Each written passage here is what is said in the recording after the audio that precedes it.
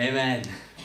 Many years ago in 69, I believe, 18 or 19. 1969, a group of people got together with this idea of going to the moon, well, throughout the 60s. And when they set off to go to the moon, I don't know if many people know this, but as they boosted, all they really were doing in hindsight is actually getting a capsule and throwing it towards the moon. Now the problem with the moon is it was moving, and the problem with the Earth, it was moving as well. And the gap between them is a long distance. And according to their testimony, every 10 minutes or so, night and day, they had to make slight course adjustments. Well, sometimes it could be just a little bit, other times it could be a lot. But over time they had to make it because there's this big white thing in front of them getting increasingly bigger, but they had to continuously to make readjustments. And they had a landing strip of approximately 500 miles on the moon. And they were within feet of overrunning that. So even with all those course adjustments, they nearly missed where they were going to land. They were going to hit the moon, but they needed to land on a safe spot.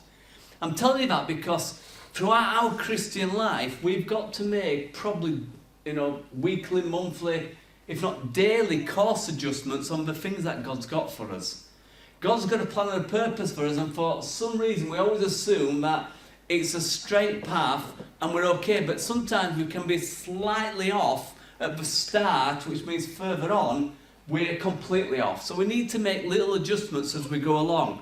Now in the Bible, I'm going to be looking at a story from Joshua, the book of Joshua, and you've got chapters 1, 2, 3, 4, 5, which is talking about how they entered the land. Moses is dead, God said, get up and go.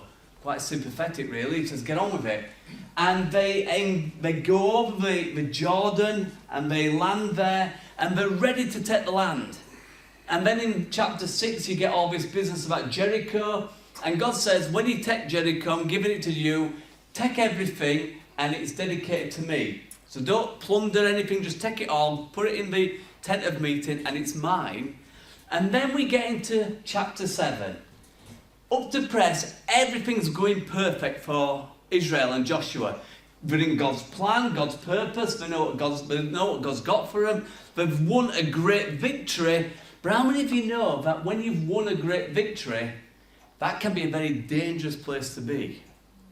Because not only have you've got over something, you've had a breakthrough, the most dangerous parts of any person's life is in a great time of success or when they've completely messed up. And in those two extremes, we've got to be careful. So tonight I want to look at, are we getting ready to fail? It's an interesting one. Are we getting ready to fail? Because Joshua had just had a great success and he's going to go out and take the next town. He's gone from taking a huge city to taking a little village, and it kind of messes up. You can read it for yourselves at another time. But the problem was that Joshua and the children of Israel were about to learn a tragic lesson that past victories are no guarantee of continuing victories. You can't settle back because you've done it once, it's automatically going to happen again. Because sometimes our victories that we've got are in the past now and we've got to move on. I talk to people about witnessing all the time and they often tell me, yeah, I used to witness. God never told us that we should have used to have witnessed. He should have said we should be witnesses. Continuation. He doesn't say, well, I read my Bible 4 months ago. He said we should be spending time in his presence, reading and stuff like that. So Joshua knew that it was in God's will. Joshua had a plan from God. He knew he was on the right track from God, but he needed to follow God's plans of what God required. But he went into taking Ai, a little village, and they lost it. In fact, when they took Jericho, they had this great idea, let's send 2 spies in. So these 2 guys went in. This is when Rahab pops into the story. They spied it out, and then they run off into Ilsa a couple of days, and then came back and says, we can do it.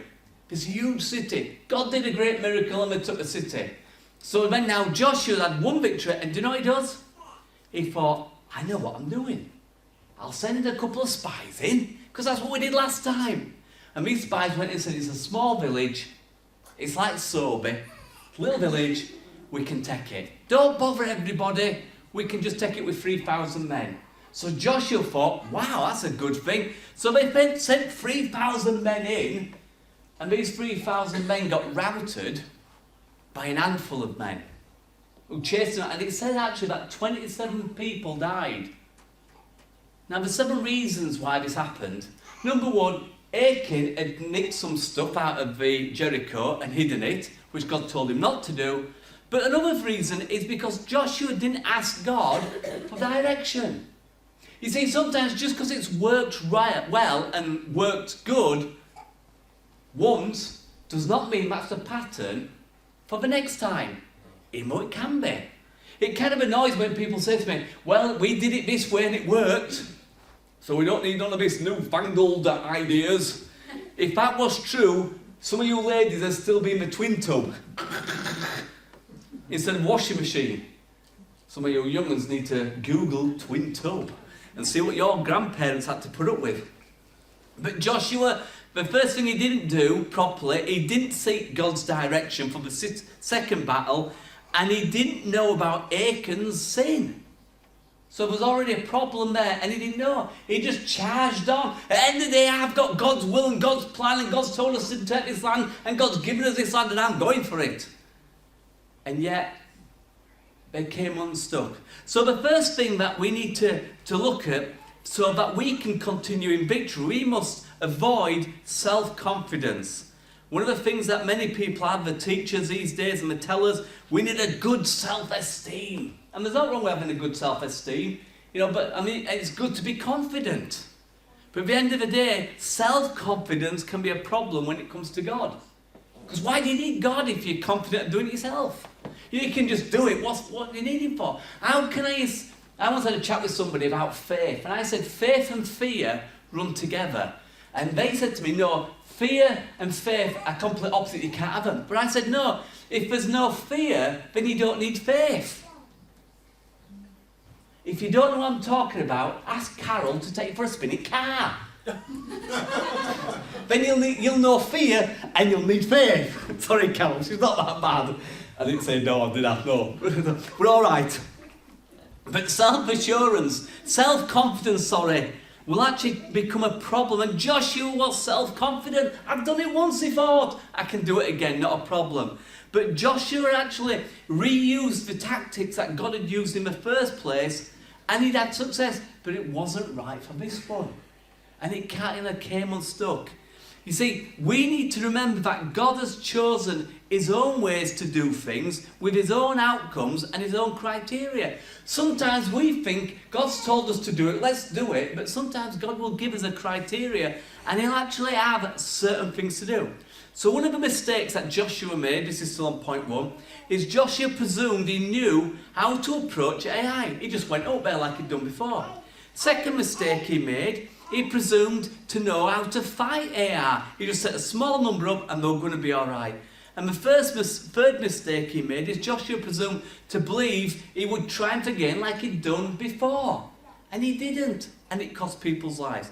So to avoid failures in our lives, we need to avoid self-confidence. The second point we need to avoid is self-assurance. There's confidence and being assured. Sometimes you can tell people, if you ever, not that many of you will, my dad's quite interesting. We talk about things, eventually he'll go, Johnny, I know. Which means, shut up, I'm not listening to you. It's kind of code. I know. You can't tell me, I already know. And sometimes with God, we're so self-assured and God's going, I want to tell you something. And you're going, yeah, God, I know. You don't have to tell me, God, I know. You've already prophesied it over my life. I'm doing your will. I already know. And God's going, okay, go. You know what I mean? We crash, we burn. And then suddenly we go, God, why did you let this happen? And God's going, can we talk now? And we blame God and God's going, hey, there's a new plan, a new purpose. How many of you know that if you do the same thing all the time the same way, it kind of gets boring? Unless, of course, it's cheese sandwiches for your dinner. For the first 5 years of marriage, I just like cheese sandwiches. Always like cheese. I like cheese. So I would say to Jo, I'll have cheese sandwiches for my dinner. So she would say, what would you like them with? I goes, bread. Cheese and bread. Maybe a bit of pickle. Branston. So she would try to change it and say, would you like ham? I said, oh, I'll have ham and cheese. Would you like salad? I'll have cheese and salad. Maybe ham as well. And after 5 years, she thought I'd be bored of it. But I'm a man. Cheese sandwiches are alright. You know, I can eat fish and chips for dinner, and then I could have fish and chips for tea. It means nothing to me. I don't get this idea, well, you had it for lunch, you can't have it for tea. Well, if I like it, I can. I'm a man. And tomorrow. Yeah, I'll have it tomorrow and the day after. All the time. I'm just one of those people. But when it comes to God, God's mercies are new every morning. He likes to keep things fresh. He likes to keep things a bit unexpected. I actually think God's a bit edgy, in the positive sense. I think he does things deliberately, just to get things going. I mean, Jesus, look at his life. He'd be walking down the road and there'd be a demon-possessed fella coming up. And he didn't say, guys, there's going to be a demon-possessed, I'll give you some teaching. He used to just throw the guys in there, didn't he? Get in there and see what happens. And they'd all freak out and stuff would happen. But Jesus had quite a good sense of humour. But, get back on track, Johnny, quickly. We need to make sure we're not self-assured. Joshua was self-confident, which led him to be self-assured. Unfortunately, he missed the very one important aspect of following God's plan, seeking his direction first. See, we always assume, have you ever gone anywhere and you think you've been there twice before you know where you're going? Now, I can do that. I can travel anywhere. Once I've been once, I can get there a second time without TomTom, sat-nav or anything, or a map. I just do it. It's just my brain. It works that way. But some people can go 4, 5, 6 times and still get lost. Maybe not. At the next left. But at the next junction to the left. As a result, Israel, with 3,000 men were routed. See, we need to remember that God actually does desire victories in our life. God desires you to have victories. He desires for you to overcome the giants and to step through. God's desire is to give you victories in your life even today. Remember what the Bible says? Romans 37. Yet to all these things, we are more than conquerors through him who has loved us. We're more than conquerors. That kind of implies that he wants us to be victorious, doesn't it? 1 Corinthians 15:57. But thanks be to God who gives us victories through the Lord Jesus Christ. Again, it kind of sounds like he wants us to be victorious. 2 Corinthians 2 verse 14. Now thanks be to God who always leads us in triumphant in Christ. We're winners in him. So how can we fail? Usually because we don't ask God what we're doing. Why don't we ask God? It's usually a bit of pride in there, isn't it? I mean, most men, if they get lost, I'll say most, but they don't ask for directions, do they? If you ever watched Cars, there's that family going round all the way through the film getting lost. Now I ask people, but I'm smart. I'll pull over, why am with you? I said, can you help me? I'm looking for this place. And then they'll point me in a direction, and I go 100 metres up the road, and then I stop again and ask somebody else. Because I've been down some dead ends when people say, oh yeah, just go down there. Over that bridge, that's not even there. I mean, you're in trouble anyway. But so I always ask to it, but some people don't ask directions. But in God, he wants us to ask directions. Even when we've had a victory and we're moving on to the next stage, he wants us, God, am I still on track? Am I still good? Do I need a course adjustment here? Do I just need to move it a little bit? Am I doing all right, God? And that's fellowshipping with God, isn't it? Working with God. You see, sometimes we can be so good at what we do that we don't need God anymore. And when we don't need God, God just lifts his hands up. And I wonder sometimes how many churches within our nation and people with great ministries, when they get to a point they realise that God's not there anymore. Because they've done it on their own for so long.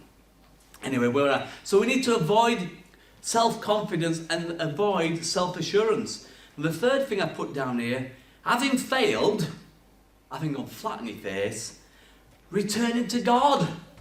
That's quite straightforward, isn't it? You go flat on your face, return to God. Question though, Why does it always take us so long when we crash to turn back to God? Why is it when we make a failure and mess up that we suddenly, why don't we just turn to God straight away? Why is it the women know when they've done something wrong and they're straight there, God, sort out. But men, have you ever known some people, they're making a mess of it, but they keep going? It's usually men, isn't it, ladies? No. It's usually the men. They keep on going, even though you know they're wrong, and they know they're wrong. But it's like pride comes in, and they keep on. Why don't we turn to God so fast? Interesting question. Everyone suffered, in that day when they took on AI. 27 people died, but I wonder how many families suffered because dad didn't come home, or the son didn't come home, or the brother didn't come home that day. And they buried him out there. Because of one person's sin in the camp, it caused a defeat. And yet if it had gone to God in the first place, God had said, there's sin in the camp, which he did. And then they go through all that, dividing the people up and finding out who it is. And eventually, not only did it cost Achan his life, it cost his wife her life, their children, their livestock, and everything. Everything that he had. Now that sounds quite cruel, but it would indicate that his wife knew about it, and his family knew about it. And I'm not being funny, but if I'd have been there, and they'd have said, there's sin in the camp, and it's landed on the tribe of Judah, and I'm thinking, I'm in Judah, I'd have been admitting to everything. In fact, I heard a preacher once do this, and he went through something similar, preaching about this, and he actually said there's sin in the camp, in the church. There's sin, and it's stopping us moving forward. And at the end of the meeting, there were a queue of people going, is it me? Is it me? And he's going, no, it's not you. No, it's not you. No, it's not you. But he knew who it was. And that person did not come forward. But many people are so, just making sure it's not me. Making sure it's not me. People suffered because of Achan's sin. But the fact is that they suffered because Joshua didn't ask God for direction. In desperation, Joshua actually retreated from his self-confidence and self-assurance by seeking God, whereupon God informed Joshua of Achan's sin and provided Joshua with directions for what to do. So God dealt with the situation, he told Joshua what to do, and it came about. And these are the points we've been looking at. We need to avoid self-confidence, self-assurance, and we need, when we have failed, to return to God. And then the last one is, when we return to God, is that we must seek God's direction. Guys, it doesn't matter how good you are or how you've crashed. At any moment, you need to ask God, God, am I on track? And even if you know you're in the bullseye of the will of God, you still need to say, God, do I need to make a course adjustment here? Is there something that I need just to put right, deal with, just to keep on target? Because we do drift. I'm not an avid skier. I'd like to do snowboarding at some point. But what I have been told is that sometimes if you're on a snowboard and you're on the snow, but it's very misty and you can't see where you're going, if you stand still, you could feel like you're standing still, but you could be moving. You could be moving. If anyone's done any skiing, you'll understand that. But even in God, sometimes if we're not careful, we can be slipping, moving. And we need to ask God, God, am I on track here? Am I doing right? The armies of God, the army with God's direction, when Joshua took them forward, he knew God's plan. He actually says, see, I have given them into your hands, the king of Ai, his people, its city, and its land. And Joshua went and took them. And then later on, with God's plan, Joshua knew how to possess. It says, you shall do to Ai and its king as you did to Jericho and its king. In other words, wipe them all out. Different strategy, but God got it sorted for them. And when we follow God's plan and we seek direction, God can restore our victories. See, guys, if you've never crashed and burned, if you've never failed, then realistically, it's hard to learn if you don't get it wrong. And yet we become quite averse to the word wrong or failure, because we should have it all together, shouldn't we? We should have it together, but sometimes, guys, you're always going to mess up. We're always going to do it. Try bringing up kids. It changes all the time. I'm not there yet, but when grandkids come on, it changes even again. So we need to readjust our course with God, but God will always lead us into victory if we ask him about it. He said, in conclusion, I even put a conclusion, that's got you all happy, hasn't it? Conclusion. You can have my notes later on. God wants us to triumph as we face the obstacles that are in our way. When we follow his plan, his direction, although we are frequently run against human logic and reason and common sense, we can still triumph. See, sometimes there's common sense. And the problem with common sense is not actually that common with some people.